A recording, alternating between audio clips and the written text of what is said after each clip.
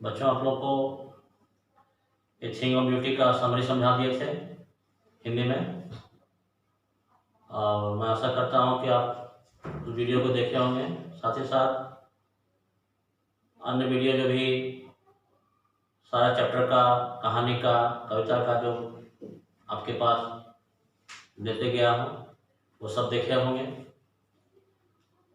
अब ये चौथा जो कविता है ए थिंग ऑफ ब्यूटी, उसका लाइन बाय लाइन हिंदी में कर देता हूँ।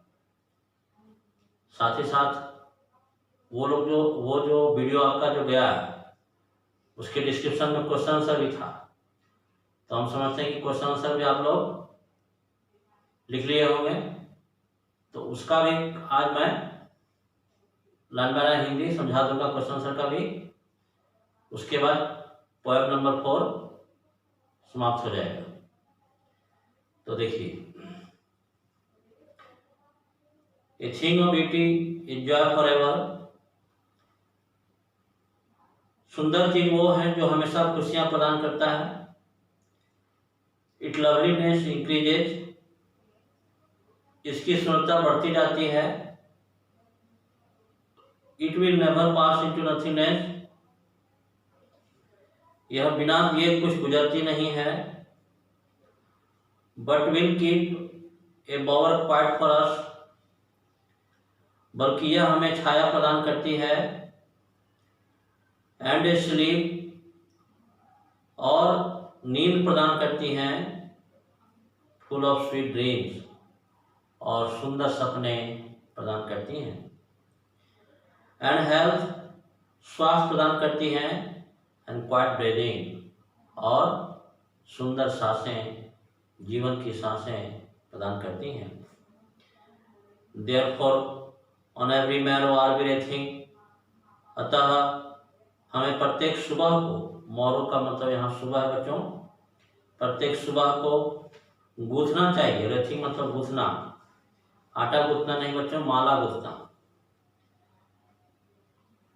ए flowery band to bind us the earth, फूलों की माला गूंथना चाहिए ताकि पृथ्वी की सुंदरता से हम जुड़े रहें।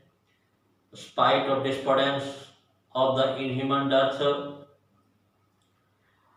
निराशाओं के, अमानवीय कमियों के कारण, जो आज दुनिया में देखिए कि मानवीय कमी के कारण जो है दुनिया में निराशा फैला हुआ है।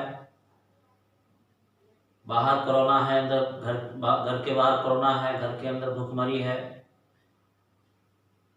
ये जो गिरती व्यवस्था है जिसके चलते बेरोजगारी हो गई है, लोग आपस में मार पिटाई कर रहे हैं जमीन के लिए, जायदाद के लिए। चोरी, हत्या, छीनते, अपहरण इत्यादि बढ़ती चली जा रही है। आत्महत्या बढ़ती चली जा रही है। तो ये सारी चीजें जो हैं वो एक निराशा जीवन में पैदा करता है। Of noble nature of gloomy days, और हमारे सुनसान दिन को पैदा करता है। लेकिन जो नोबल नेचर है, प्रकृति जो है, of all the unhealthy over darken ways, प्रकृति क्या करेगा, हमारे अस्वस्थकर, जो स्वस्थकर नहीं है, और जो हमारे अंधेरे रास्ते हैं, उसमें प्रकृति क्या करेगा, made of our searching yes in spite of all, इन सभी होने के बावजूद एक रास्ता प्रदान करेगा, एक नई जीवन, एक नई रास्ता, एक नई रोशनी, एक नई आशा, एक नई परिभाषा को प्रदान करेगा प्रकृति। Some shape of beauty moves away the pall, प्रकृति के सुंदर चीजें जो हैं वह, पाल मतलब पर्दा, वह हमारे हृदय के उदासियों के पर्दे जो हैं दूर करेंगे। मूव अवे मतलब दूर करना।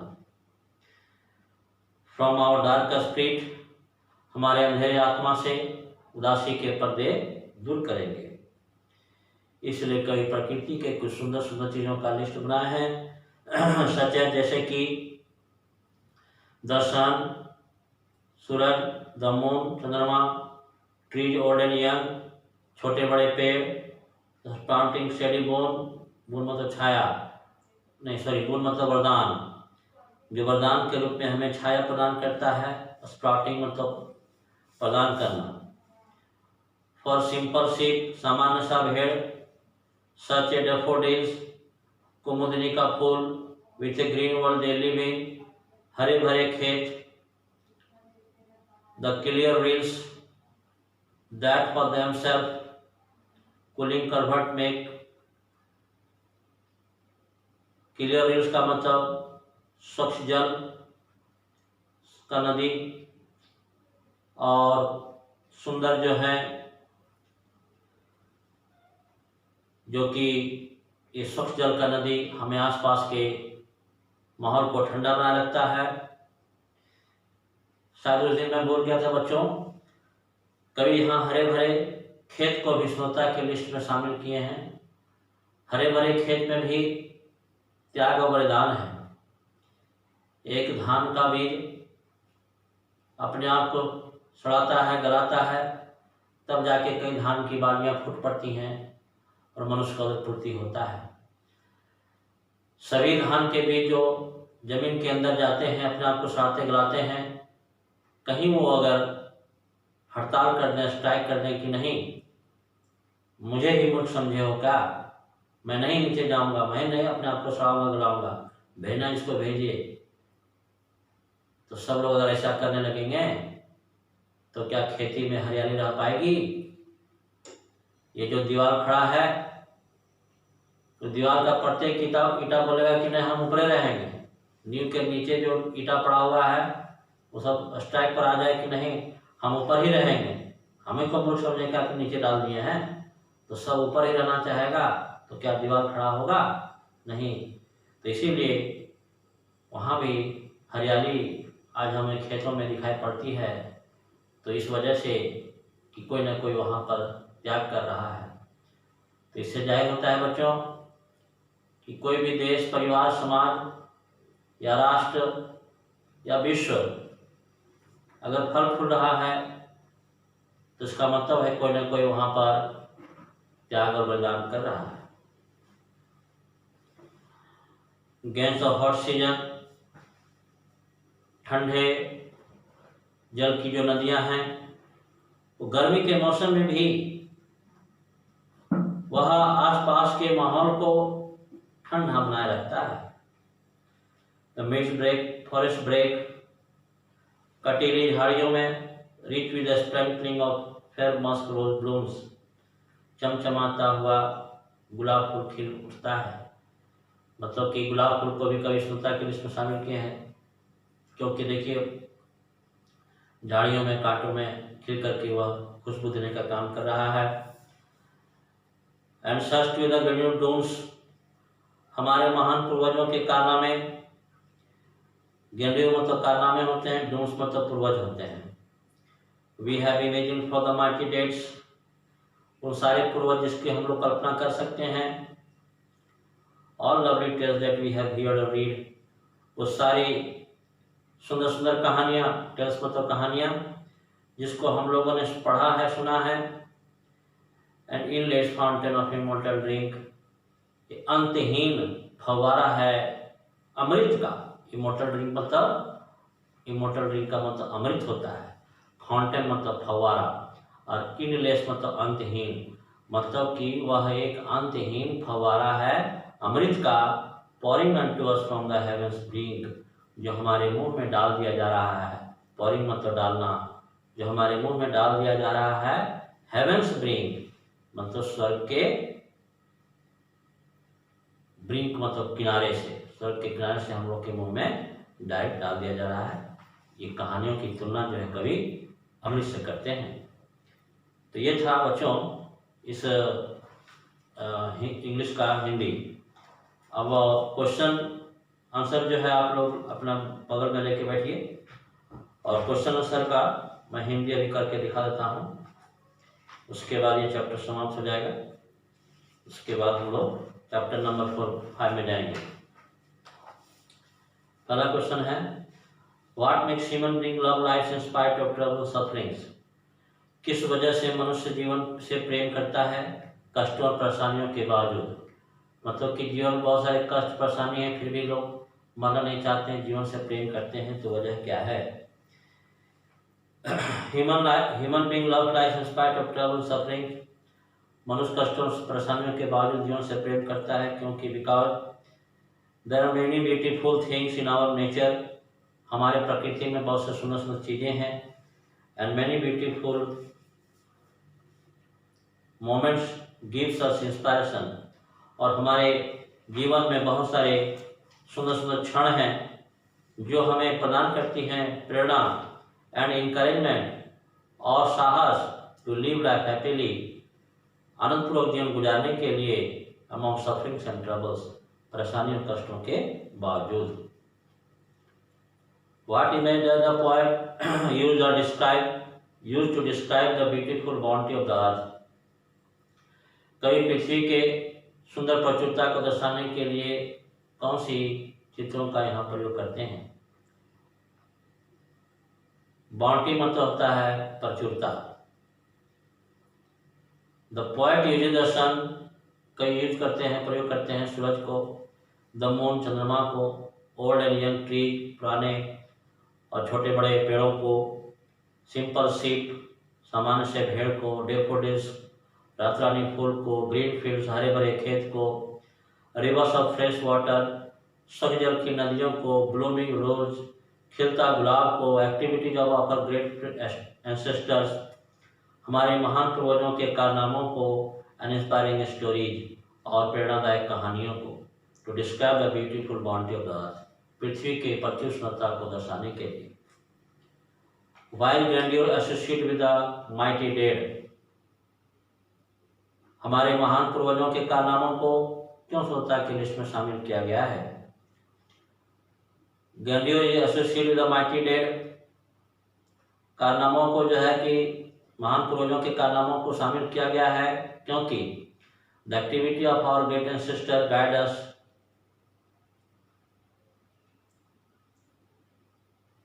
अस light in our dark way. मतलब कि हमारे जो महान पूर्वजों के कारनामे हैं वो हमें अंधकार से प्रकाश की ओर ले जाता है। The thinking and ideas provide us guidance, उन लोगों के विचार और सोच हमें एक मार्गदर्शन प्रदान करता है।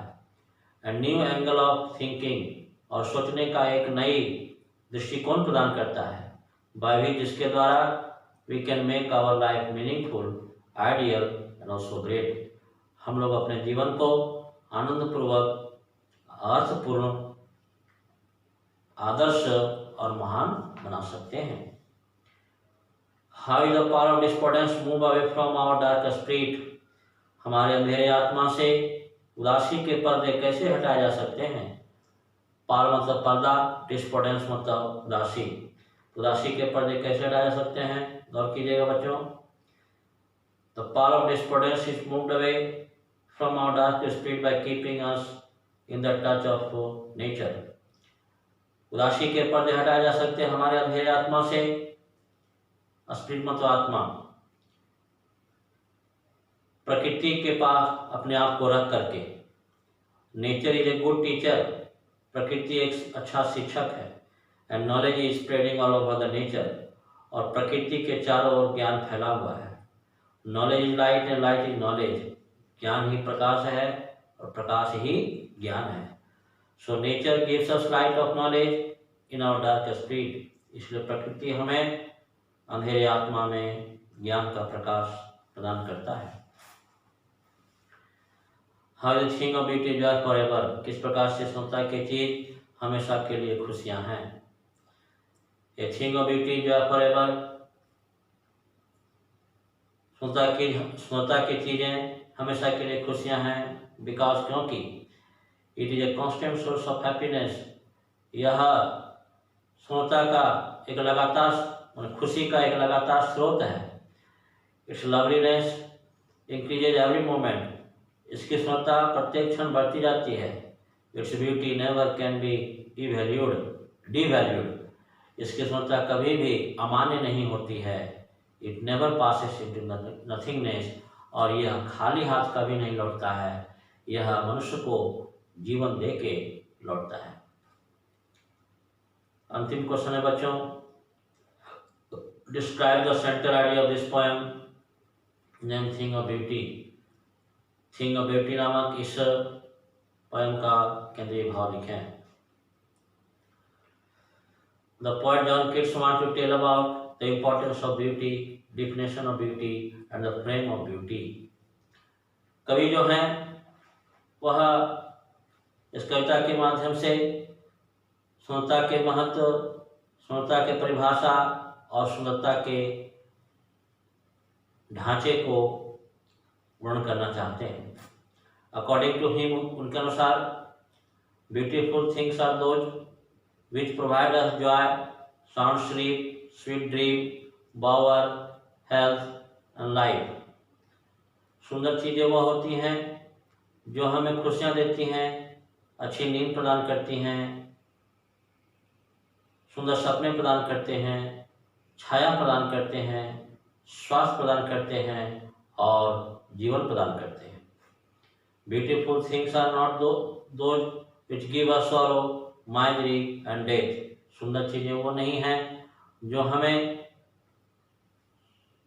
दुख, कष्ट और मृत्यु को प्रदान करता है।